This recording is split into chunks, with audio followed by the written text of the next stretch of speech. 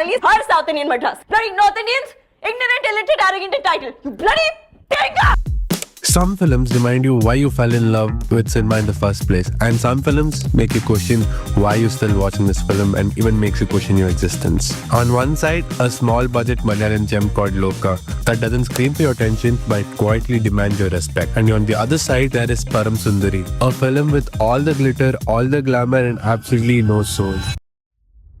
Welcome to the channel. This isn't just a review, it's an autopsy. Today we are not just comparing two films, we are comparing two mindsets, two industries, two completely different approaches to storytelling. One rooted in authenticity and the other a formula. Let's hit F5 on the cinematic face-off. Let's start with Lokah. A film that doesn't shout, doesn't dance, doesn't try to look cool, but instead it makes you feel good. You know, the cinematic shots, the slow-mo shots, the transitions. Oh my god, it's absolutely beautiful. Malayalam cinema has mastered this. They work with constraints, budgets are small, no superstar egos, burning holes in the script, no 100 crore CGI explosions to hide weak writing. What they have instead is honesty. That's major. I don't know how to produce a film at that budget. It's not possible in Mumbai city to make a film with technicians from Bollywood, for the lack of a better word, describing this industry. Is this another Chennai Express? Well, not really. It's worse. Tell me this, is this Kerala or some alternate cartoonic version of it? Because in Param Sundari, men apparently can't even jog in the morning if they wear shorts. There's no mobile network unless you climb a tree. Every single girl has a name so complicated that half the movie is just people mispronouncing it. And of course, the ultimate stereotype. Every girl is an expert at climbing coconut trees to serve fresh coconut water.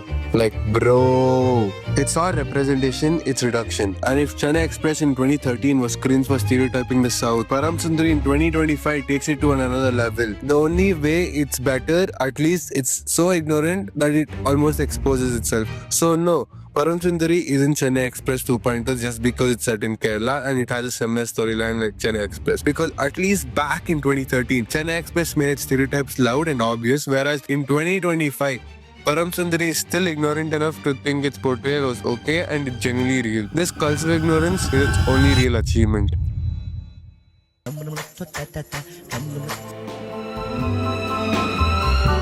If there's one thing Param Sundari gets right, it's the cinematography. The visuals are stunning. Lush landscapes, vibrant colors, frames that capture Kerala so beautifully that at times it feels less like a film and more like a Kerala tourism ad. And yes, there are few moments where the emotional beats almost connect. Keyword, almost.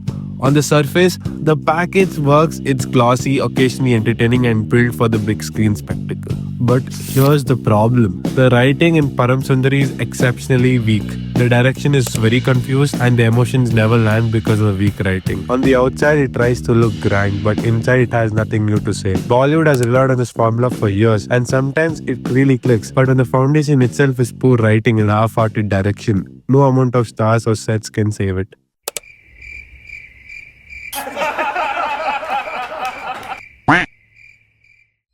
But here's the bigger problem. This isn't just about one film. It's about an entire industry or entire network of films which are being produced in India. It's about an industry which still believes that stars, songs and spectacles are enough to keep audiences hooked. And maybe 20 years ago, that was true, definitely. But today, it's lazy. Look at Malayalam cinema. They work with budgets smaller than what Bollywood spends on a single dance number. And yet, they create films like Lokah that travel across states, languages and cultures. Why? Because they write with honesty and respect for the audience intelligence.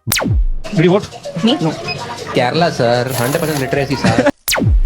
Bollywood, Tollywood, Sandalwood, meanwhile still packages movies like products that treat viewers like customers to be fooled.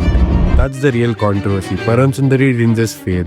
It exposed the fact that Bollywood is still stuck selling the same old formula in a world that's already moved on. How do you make a film with that budget? We can't. We are just a more expensive industry. We are paying much more, and now that's the norm. You can't change it.